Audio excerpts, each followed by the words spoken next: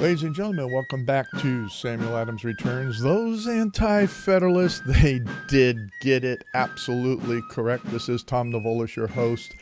This week we are going to be a little bit more local in the idea that we are going to be discussing Ohio Issue 1, the ballot issue that's coming up here in August, like a special election, and it's going to be very interesting as I go through this. And it is applicable across the nation because as I reviewed this, and I'm going to get into how it came about that I'm doing the program shortly, but as I reviewed this, I look at it once again as Ohio being a test case for all the other states. Not the first time that Ohio has been targeted by left extremists. And I'm going to call it left extremists and extremism as I bring it together for you, especially in the second segment. So those who listen to only the first and the third segment, you're definitely going to have to go to the second segment to catch some of the specifics on issue 1 as to who's involved, who's funding it, what those differences are, who the real radicals are. You're going to have to take and understand that. But let me start out with how is it that I decided to make this a specific state issue instead of a lot of the generalized historical anti-federalist views that I take. Well, first off, this is a critical anti-federalist perspective, especially at the state level. What prompted me was a dear brother and friend of mine who asked me some questions in email the other day in respect to issue 1. And the primary question that he brought up was, are we kicking the can down the road again? And, what's wrong with the state legislature? And thirdly, he asked a question, where are the churches? Where are those, especially in the Reformed Christian community? Because he goes to a Reformed Baptist church, which doesn't act in the context as one would think a Reformed church would act in relationship to John Knox, even to Calvin, even to any of those from the founding era, our Puritan founders. And worse is the transformation of the congregational churches throughout the Northeast and Ohio and elsewhere across this country. So I answered him because he brought out this idea about, are we kicking the can down the road? What is issue 1? And, how is it that why are we even getting there?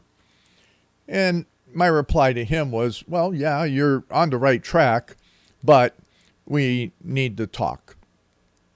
So we talked the other night quite extensively and going through all of the various aspects.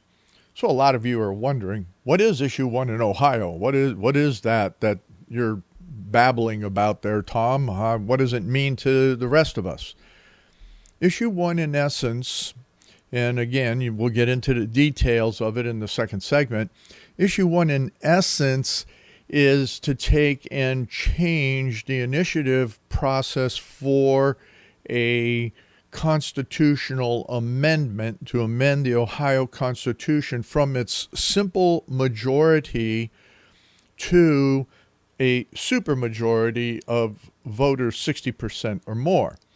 In addition to that, what it does, instead of requiring signatures only in 44 of the 88 counties, it requires a minimum of signatures, no different than what it was, 10% of former gubernatorial election, in 88 counties versus that within the 44 counties. So it makes it more broad that the people across the state have to have some input and have signatures across the 88 counties. This is, some people are looking at it going, whoa, wait a minute. Does that mean that the people aren't going to have the opportunity to put an initiative for a constitutional amendment on? Or with a supermajority, what does that mean? Quite frankly, it is a two-sided coin. It is a something that does seemingly tie the hands of liberty-minded people, but at the same time, it will tie the hands of all the special interest groups that are trying to put into a constitution what they cannot get into legislation. So I want to bring you to a historical perspective in Ohio. And I hope that satisfies you. The references are there for those that are definitely interested in what issue, the specifics of issue 1 are in the detail of the language, which I don't need to get into. I think that summary for you is sufficient at this moment, going from a 50% simple majority, 50% plus 1, to a supermajority by the people to vote on and approve a constitutional amendment, and to take and have a larger spread of individuals across the state sign on. And we'll get into some of the, like an amendment that I was working on and what that means. But let's go back to what I wanted to on that historical perspective just for a little bit.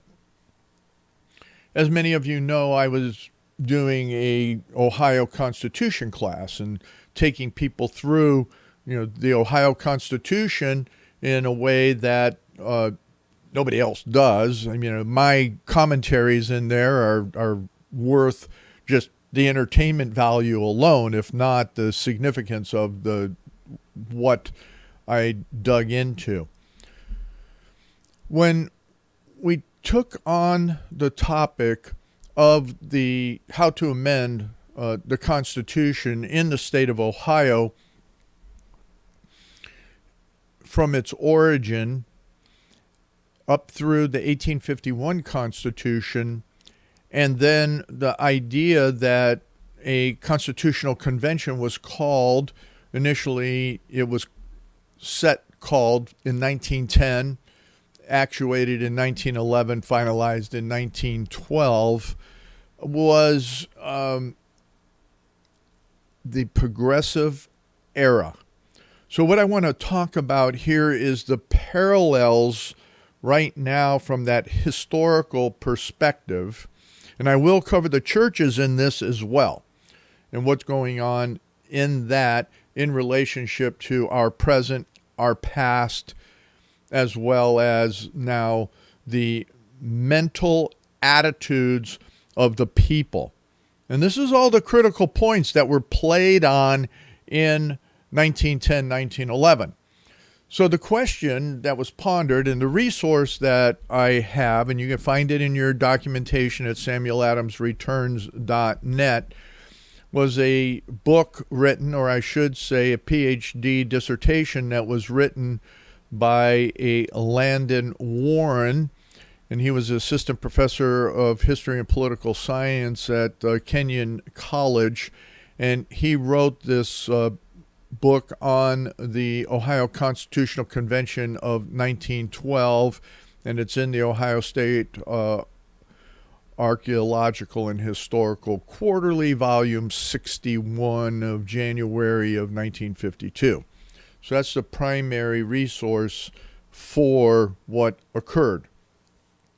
As a side note, and we'll bring it up later, most likely in the third segment, is that the redistricting amendment that was passed in the state of Ohio, which caused all the problems in redistricting, was put on by socialist, communist, progressives with Obama that caused all the problems here in Ohio. And the reason I'm saying that, Ohio was targeted.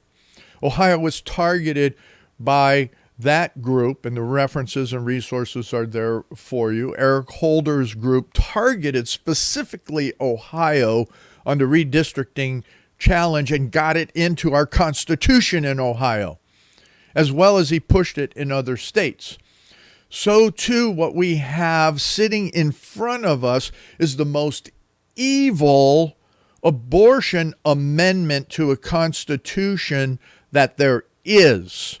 It will destroy families. So when my friend was asking the question, will this kick the can? Will issue 1 kick the can? Or is issue 1 here on a immediate constitutional amendment a precursor to stopping the abortion constitutional amendment? Becomes a great and interesting discussion, because that is what people are trying to utilize as the argument for issue 1 is to stop outside influence. So let's get back in the last 3 minutes to the 1912. It was outside influences that put into play the progressive movement of the golden age in America into the Ohio Constitution. It was targeted. Ohio was targeted by the progressives in such a manner that the question was, why did we have this? So what created the demand? What was the character of the convention? Was it dominated by extremists of either right or left? A fear expressed by those opposing a call today? Is it the right or left? Is it extremist? What were its objectives and how successful were they in realizing them? What educational value did the people of the state gain? Well, I'll tell you right now, there is no educational value from 1912 to the present, because the educational system has destroyed any idea of our historical factors, not only in the United States in general, but here in Ohio in particular. So there was a timetable, and quite frankly, at that time, both Democrats and Republicans endorsed the idea of a constitutional convention. Now, and we'll see as we get into the second segment, that there's a distinctive split between the Republicans and Democrats. And you will see that the Democrats that are for this, and one Republican, Kasich, of course, are for this because they're the radicals. They are in so many parts the socialist Marxists and haters of humanity that are against this amendment. So we look at all of the what happened in 1912, and as it will be now, and you can look at it statistically from the polls, people are giving it a perfunctory attention to the question. So what's the definition of perfunctory? Perfunctory is, for those that don't know, is a action or gesture carried out with a minimum of effort or reflection. So I was really delighted when my friend and brother asked me, what is issue 1? How do we deal with it? What happened to the legislature? Where are true Christian churches in relationship to issue 1? What's going on? So that's what we're going to continue to cover, because it's critical even when we look at what was going on. And what I want to leave you with in this section here, that was also from 1912 and today, a most favorable psychological time. The progressive movement was new, and it was moving fast, and it was for radical advocates for change. What is our psychological people like? What is the psychology of today? Come on back in the next 2 segments as Samuel Adams returns. Ladies and gentlemen, welcome back to the second segment of Samuel Adams Returns as we delve back into what is Ohio Issue 1, the 60% vote requirement to approve constitutional amendments, which is a measure on the ballot coming up here in August. We are going to get into the little bit more details in the third segment as to what about kicking the can down the road, where's the legislature, and most importantly, where is the church, the body of Christ, the individual Christian within the context of their conscience biblically identified, and what does that mean, let alone where are the congregations in relationship to that. But first off, let's go ahead, and as I mentioned in the last opening segment, is that the changes that in the battles that are going on here are who is involved. And from the 1912 convention, which has some differences, I wanted to first finish off or go back and revisit was the idea of the psychological time. I kind of stuttered at the end of the program because I was trying to figure out how to look at that from a psychological makeup of the people.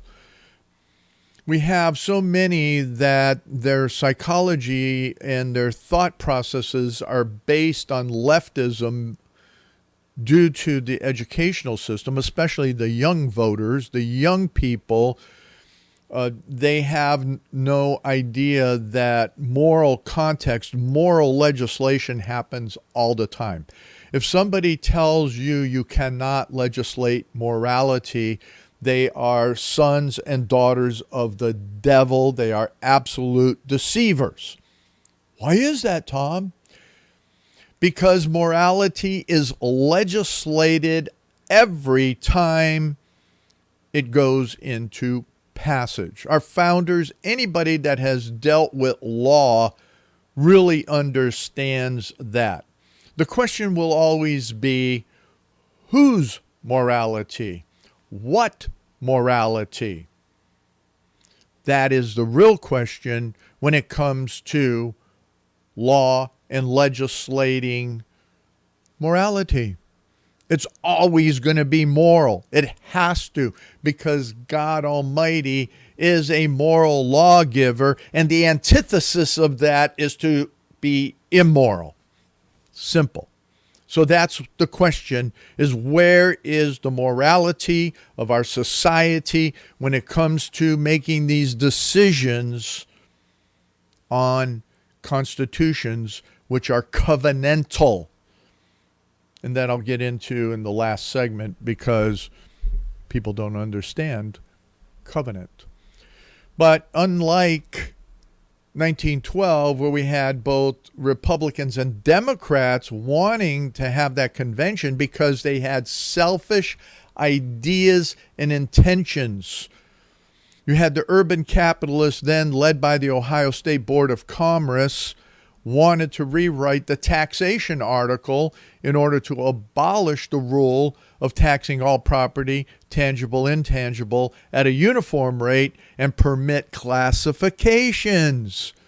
Marx ended up writing about that, even though Marx, oh, wait a minute, when did Marx write? 1800s. So when you had classifications of taxation, graduated taxation, that was Marxist. But that's okay because the capitalists wanted it. Then you had the liquor interests were trying to put in a licensing board to try and get ahead of what was going to go on with prohibition. And then you had the progressives. Now this is the same then as now in so many ways, as you'll hear the arguments and you'll read the arguments in the Ballotpedia references. They demanded all of the social progress that accumulated over the past decades at that time, from the mid-1800s to the early 1900s, and it varied from reforms in municipal home rule, direct primaries, the initiative and referendum process, equal suffrage, improvements in court system and procedures, and legal protection for workers. All of that sounds interesting, right? Not when it comes from a socialist progressive perspective. Then you had key players, and we got to talk about the key players then and now. Henry George, he was a progressive. There's a lot of information I have on him. Henry Demarest Lloyd, a key progressive, he epitomized partisan social reform in the late 19th century. Then the Ohio reformers, these were all progressives. Tom L. Johnson, Cleveland mayor, best known as a key progressive. Peter Witt, Frederick Howe, Herbert Bigelow, a big player. And then Brand Whitlock. And then the Toledo Crusader, Samuel Milton Jones. Then you had the muckrakers, the media, and all of these people that were there. You had also at that time performers. Boy. So let's jump ahead in these last 8-9 minutes and go over to now, Ballotpedia. And I want you to go through that reference and what it talks about. The yes vote is supporting the requirement of a supermajority. That's very, very critical to understand. The initiative petitions proposing constitutional amendments, so it goes back to what the progressives put in how to change the Constitution. You got to remember, the Ohio Constitution is changed for the benefit of taxation, because we would not have all of the taxes, especially the road taxes, the gas taxes, the school taxes, the monsters of the universities as these independent behemoth organizations stealing taxpayer money without constitutional amendments that were put in by the progressives and then by you who were alive in the 60s and 70s and early 80s, who approved constitutional amendments to increase the taxes for the good of the people. You were fooled, you were deceived. So here it goes on to say that it makes that change that you have at least 5% of the electors in each of the 88 counties rather than 44 counties, but you still have the required signatures from 10% of the electors that had voted in the previous gubernatorial election. And then it removes a 10-day period for petitioners to gather signatures.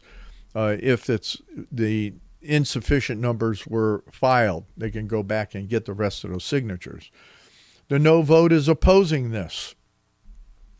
When you take and you start looking at who the others were, where other states, when you look at it from out of 49 states, that Delaware does not require voters to approve a constitutional amendment. 38 states have a simple majority of 50 plus 1 to approve a proposed constitutional amendment. 11 other states have a variety from anywhere from the supermajority of 60 to the likes of Colorado, where they have a supermajority of 55%. So when you get down into the Ballotpedia here on who argues for, you'll see that it is two key Republicans, a state senator, Robert McCauley, and a state representative, Brian Stewart, who are arguing for it. And their argument is interesting in that what they say is quite simple, that they want the constitutional amendment to stop special interest groups. Now, we've seen a lot of that. We saw the special interest groups in 1912. That's the parallel on what happened during that convention. It was the special interest groups that changed the Ohio Constitution. Now, we have seen over and over again special interest groups, and the one in particular is what happened in our process of redistricting. That was Eric Holder and Obama targeted, as I said before, targeted Ohio. And, you know, Ohio, it's not a red state. It's purple at best. So when you look at that in the Ballotpedia arguments, then you look at each of those representatives opposed. You have a state senator, Paula Hicks, out of Hudson, Ohio. She is a communist. You have Vernon Sykes, is a leftist socialist. You have Devontis Jarrell. That person is another socialist communist. You have Bride Rose Sweeney, another communist, and Danny Isakon, another socialist communist. And then when you take and you look at all that they have to say, and you got to get into these people's backgrounds. So what we have again is more than progressivism. You have the Marxist social communists, and they use the same rhetoric of protecting rights, of protecting people. They use that same rhetoric that was used in 1911 and 1912. All right, let's get down to the real issues. Where's the support?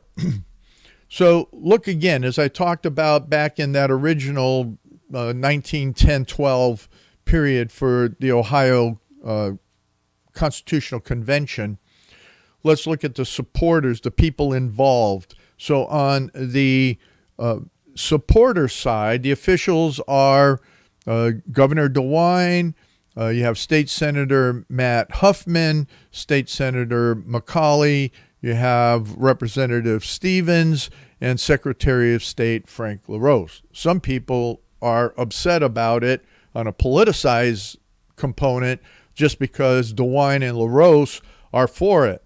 Well, think harder. Now here's the interesting organizations. National Federation of Independent Businesses. That means us, small business people.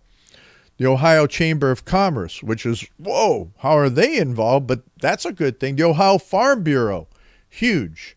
We have to use what they have to say. Ohio Hotel and Lodging Association, Ohio Pork Council, the Ohio Restaurant Association, and the Ohio Right to Life.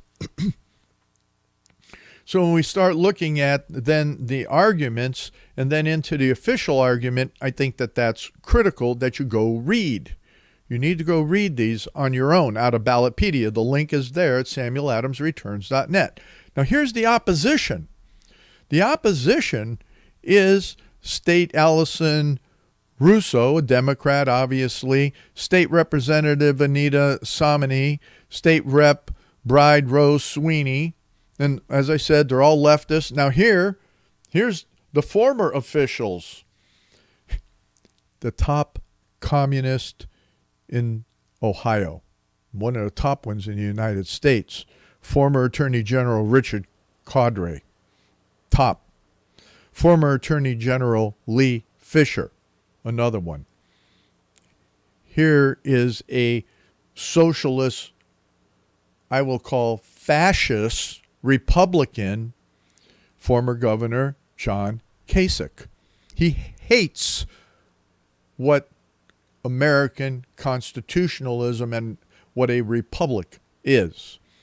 Former Governor Ted Strickland and former Governor Bob Taft. They're all against this amendment. Political parties on the are against it. The Libertarian Party of Ohio and the Working Families Party. That is a registered communist party. Unions are against it. Ohio AFL-CIO. Of course, the Education Association and the Federation of Teachers, Ohio Federation. And worse is the Ohio Auto Workers are against it. As I always said, these unions have been taken over. Other organizations are ACLU, Children Defense Fund, League of Women Voters, Ohio Women's Alliance Action Fund, Planned Parenthood, and the Sierra Club. These leftist organizations are against it because they are key promoters of evil agendas and ideologies.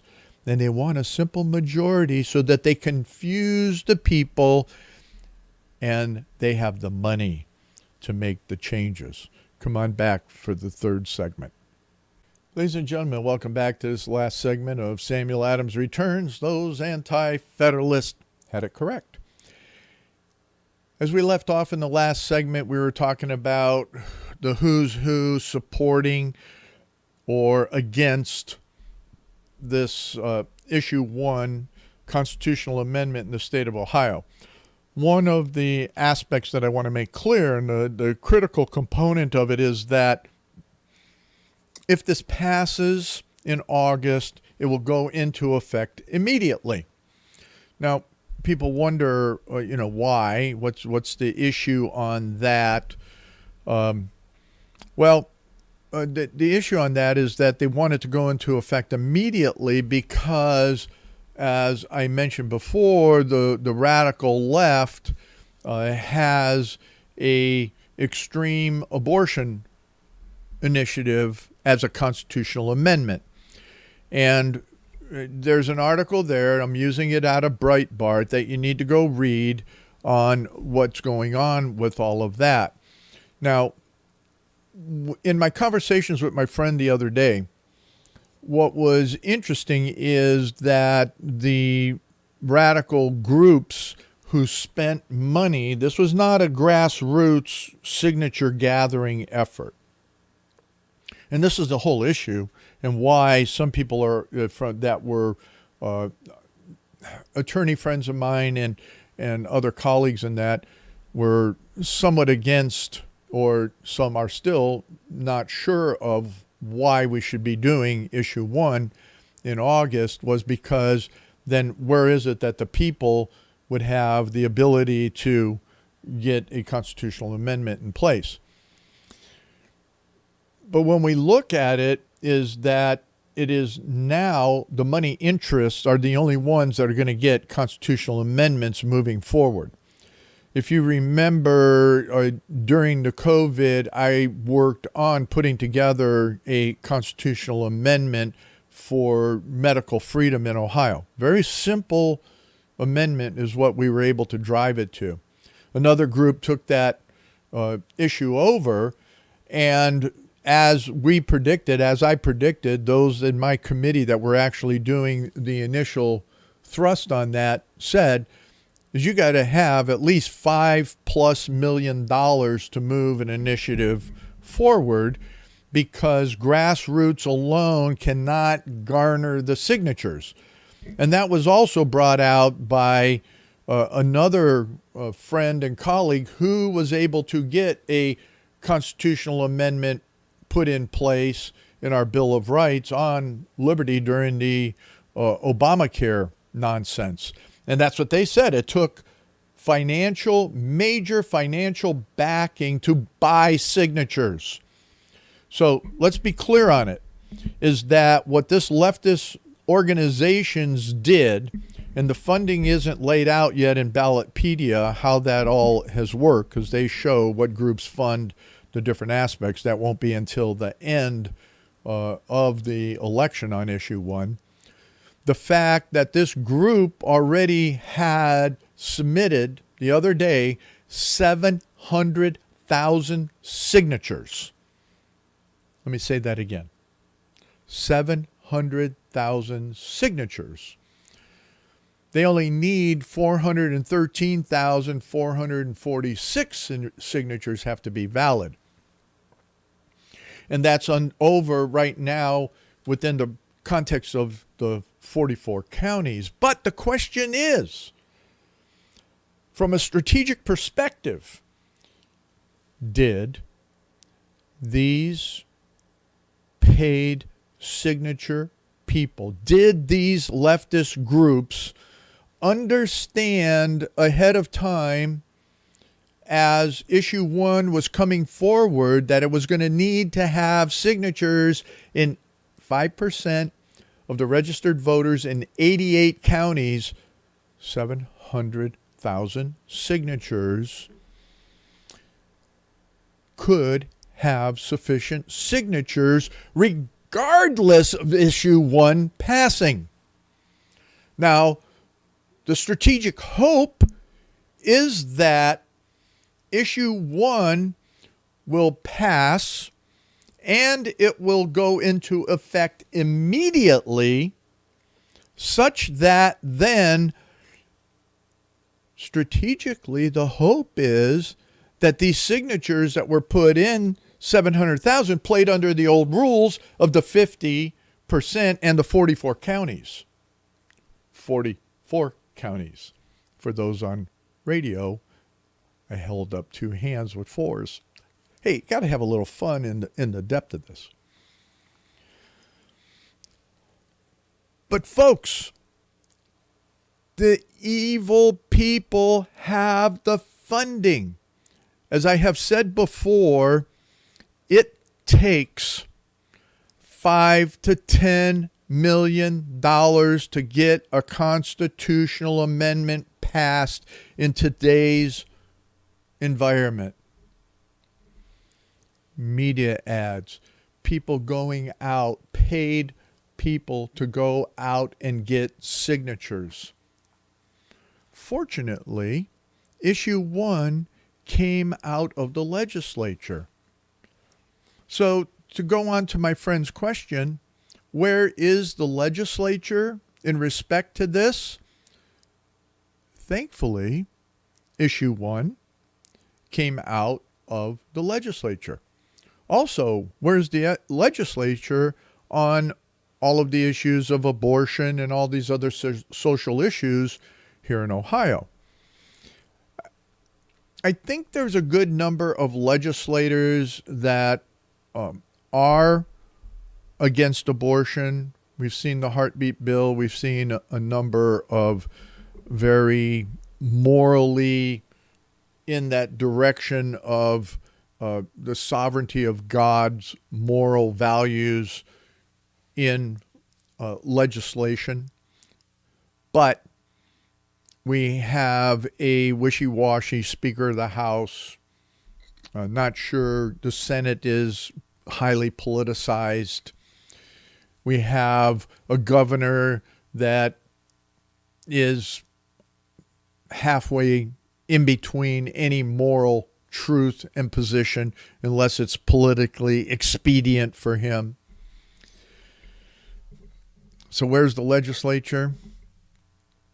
The legislature, if they pass more strict abortion laws, would find themselves in court. So this becomes part of the conundrum for every legislature. That's why Ohio is a target. Again, Ohio is a target, and it is a test case. So issue 1 is part of that strategic component of the test case of Ohio, no different than it was with Eric Holder and Obama in relationship to getting what? The whole issue on the redistricting.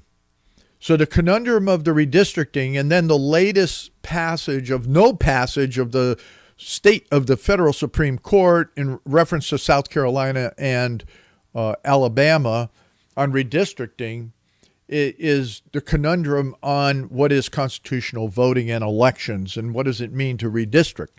But not to belabor that, but to stay on issue 1 and this abortion amendment, go to the references and read on that abortion amendment.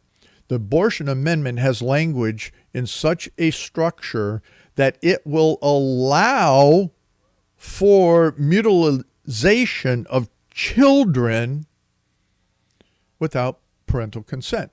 And it'll be like California and other places that if you try and influence a child not to have abortions, to not be mutilated with these satanic transition insanities, evil, you're the one that'll be prosecuted.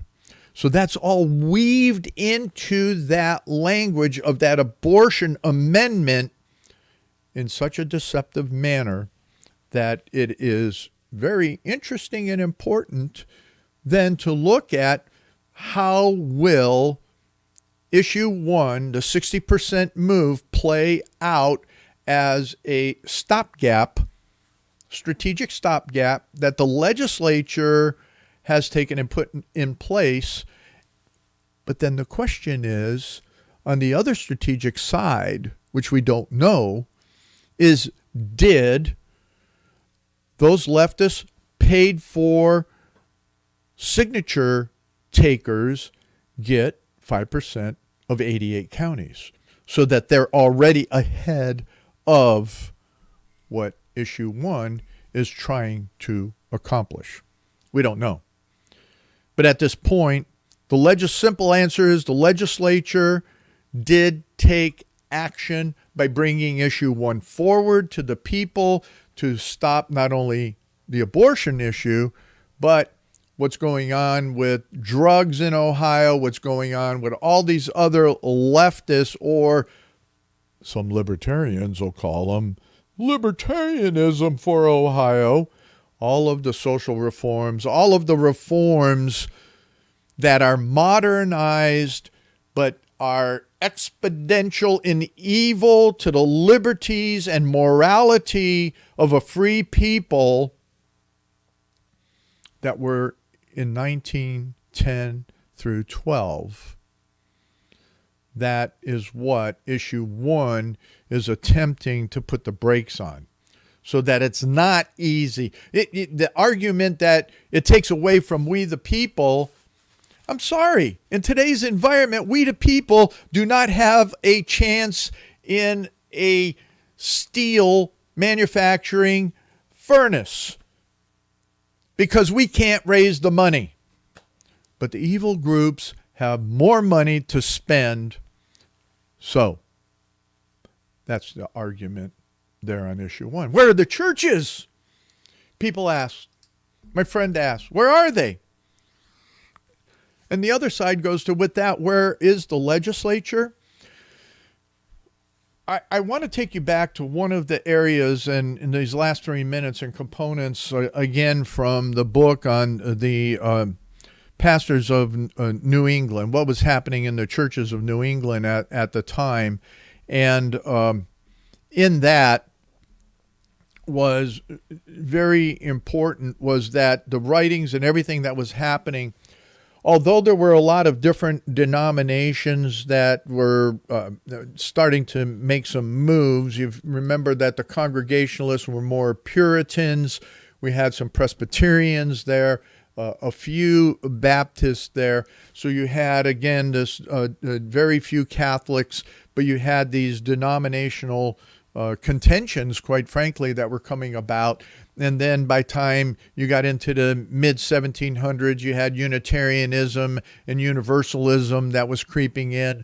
And there were a lot of different definitions that were happening.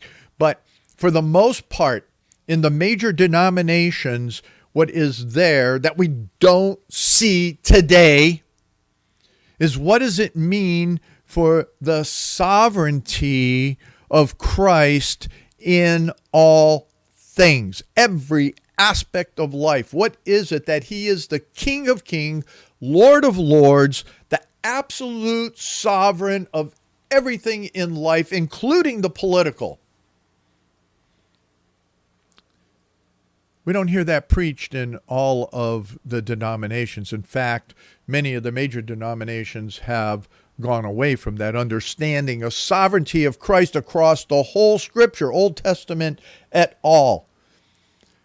So what we have, therefore, especially in a lot of the independent churches, that they don't teach, they don't understand the history. They do not understand what I mentioned earlier in this last minute is covenant, and what covenant means in constitutionalism. Now that is discussed very, very clearly here in this book on the New England clergy. They understood covenant and constitutionalism across the denominations, and they could agree on that. We don't have agreement anymore on that. So therefore, when a Christian gets elected to office or appointed, they have no understanding of covenant relationship. They lose, in many cases, understanding of what it means to bow to the sovereignty of Christ in all things. Therefore, we end up with moral legislation that is immoral. Come on back next week when Sam Adams returns and those anti-federalists did get it correct.